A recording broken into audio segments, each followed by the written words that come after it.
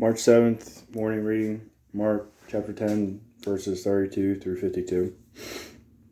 Jesus predicts his death the third time.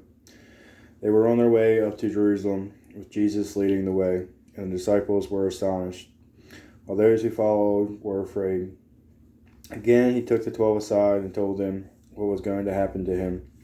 "We are going up to Jerusalem," he said, "and the Son of Man will be delivered over to the chief priests and the teachers of the law. They will condemn him to death and will hand him over to the Gentiles, who will mock him and spit on him, flog him and kill him. 3 days later he will rise."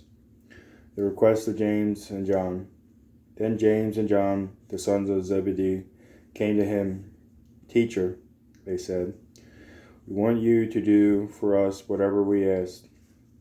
"What do you want me to do for you?" he asked. They replied, "Let one of us sit at your right and the other at your left in your glory." "You don't know what you are asking," Jesus said. "Can you drink the cup I drank or be baptized with the baptism I am baptized with?" "We can," they answered.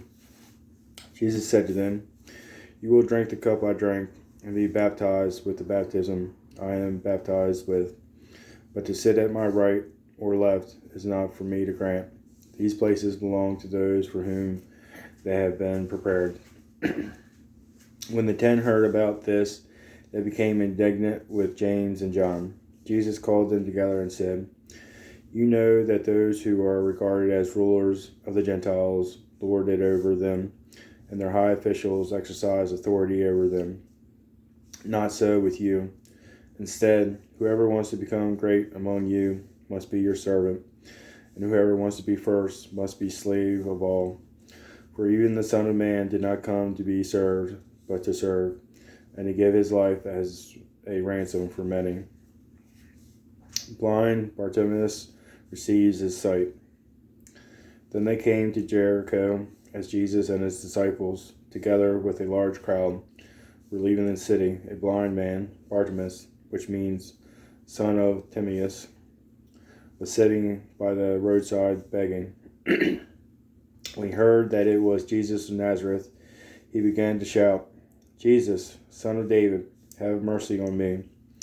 Many rebuked him and told him to be quiet, but he shouted all the more, "Son of David, have mercy on me." Jesus stopped and said, "Call him."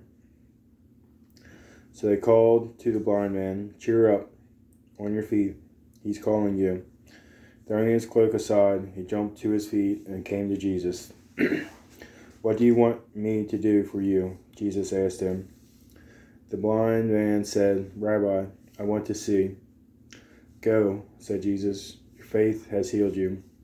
Immediately he received his sight and followed Jesus along the road. That concludes our reading.